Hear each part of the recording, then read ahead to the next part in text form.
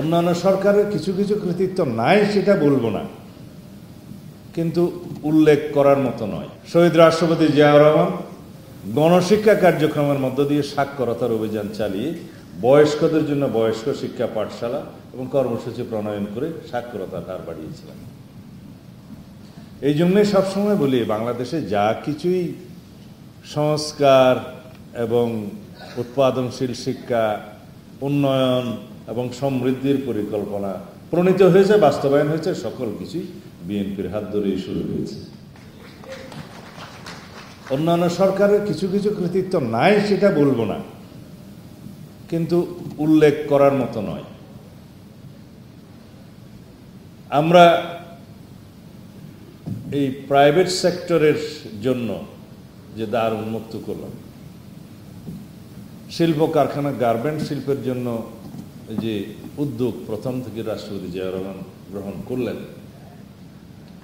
বিদেশে শ্রমিক রপ্তানির যে উদ্যোগ তিনি গ্রহণ করলেন, তার সবকিছুর উপকার ভোগিত এই নেশন এখনো পর্যন্ত এবং সামনেও পেয়ে যাবে।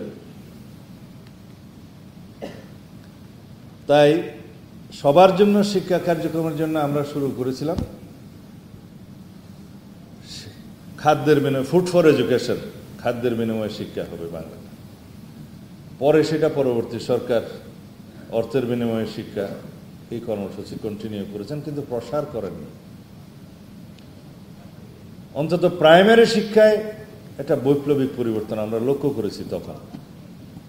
কারণ যে দরিদ্র ঘরের সন্তান তার পেটের ক্ষুধা নিবারণের জন্য অল্প বয়সে স্কুলের বাইরে রুটি রুজির চেষ্টায় লিপ্ত থাকতো, তার দরিদ্র পিতামাতা সেটা ছাড়া আর কোনো চিন্তা করতে পারতেন না, তাকে স্কুলে নিয়ে আসার জন্য জবরদস্তি আইন পাশ করে তো আর হবে না।